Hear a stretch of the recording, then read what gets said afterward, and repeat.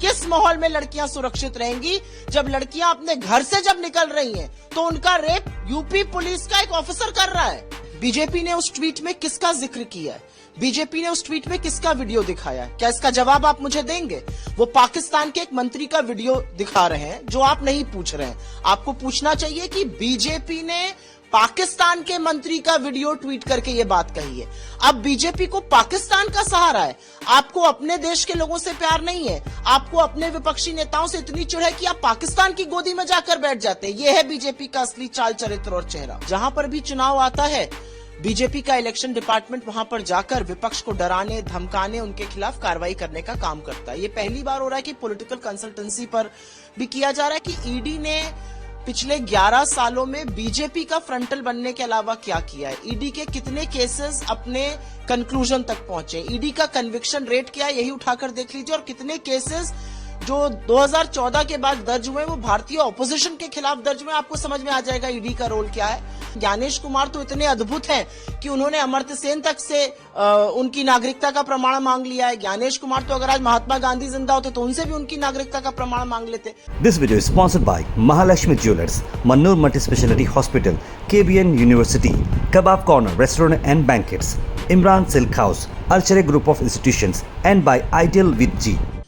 Enforcement directorate BJP का election department है। जहां पर भी चुनाव आता है बीजेपी का इलेक्शन डिपार्टमेंट वहां पर जाकर विपक्ष को डराने धमकाने उनके खिलाफ कार्रवाई करने का काम करता है। ये पहली बार हो रहा है कि पॉलिटिकल कंसल्टेंसी पर भी किया जा रहा है। खैर, मैं इसमें सिर्फ इतना कहना चाहती हूं कि ईडी ने पिछले 11 सालों में बीजेपी का फ्रंटल बनने के अलावा क्या किया है, ईडी के कितने केसेस अपने कंक्लूजन तक पहुंचे, ईडी का कन्विक्शन रेट क्या है, यही उठाकर देख लीजिए। और कितने केसेस जो 2014 के बाद दर्ज हुए वो भारतीय ऑपोजिशन के खिलाफ दर्ज हुए, आपको समझ में आ जाएगा ईडी का रोल क्या है।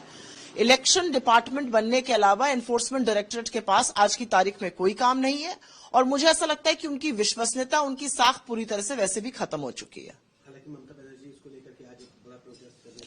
हर किसी को अधिकार है प्रोटेस्ट करने का। इलेक्शन डिपार्टमेंट जब जो ईडी बन चुका है बीजेपी का, वो जैसे काम करेगा उसके खिलाफ हर व्यक्ति को आवाज उठानी चाहिए। एक और में भारत का रुख साफ है, मजबूत है, बिना किसी समझौते के आतंकवाद के साथ कोई बातचीत नहीं करेगा। साथ ही उन्होंने कहा कि भारत और पाकिस्तान के बीच कोई थर्ड पार्टी में मध्यस्थता नहीं। आप क्वेश्चन आधा पूछ रहे हैं। बीजेपी ने उस ट्वीट में किसका जिक्र किया है?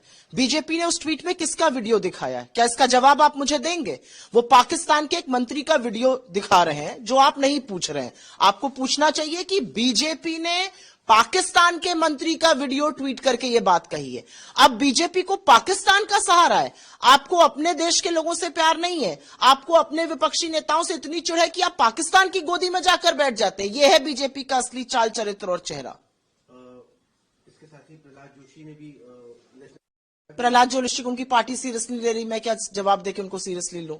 छोड़िए उस बात को, आगे बताइए। आखिरी सवाल रहेगा SIR की, कल अखिलेश यादव ने भी उस पर बात की और कहा कि जो फर्जी नाम काटे गए हैं उनके खिलाफ हमारे PDF मुकदमा दर्ज है। 2,89,00,000 नाम अगर काटे गए हैं और 2,17,00,000 नाम मिसिंग बताए गए, तो ये मिसिंग लापता लेडीज और जेंटलमैन कौन है? इसका जवाब तो उत्तर प्रदेश की सरकार और ज्ञानेश कुमार ही दे सकते हैं। ज्ञानेश कुमार तो इतने अद्भुत हैं कि उन्होंने अमर्त्य सेन तक से उनकी नागरिकता का प्रमाण मांग लिया है। ज्ञानेश कुमार तो अगर आज महात्मा गांधी जिंदा होते तो उनसे भी उनकी नागरिकता का प्रमाण मांग लेते। मैं उस पर टिप्पणी नहीं करूंगी। मैं ये जरूर कहूंगी कि सूबे के मुख्यमंत्री को इस पर बोलना चाहिए। 2,89,00,000 लोगों के नाम कट गए, 2,17 लोग लापता हैं। ये लापता लेडीज और जेंटलमैन तो है नहीं, ये प्रदेश का अपमान है। ये मेरा प्रदेश है और मेरे प्रदेश के लोगों के नाम काटे जा रहे हैं। देखिए, यूपी में जो हो रहा है उस पर आप लोग चर्चा कम करते हैं, यूपी में चर्चा शुरू कीजिए।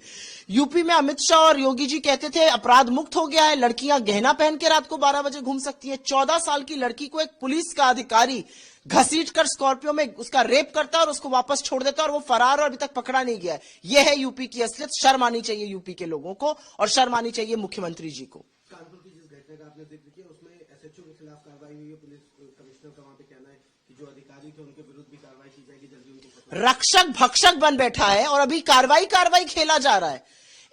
एक पुलिस का अधिकारी को वो गिरफ्तार नहीं कर पा रहे, वो आंखों में धूल झोंक कर फरार है।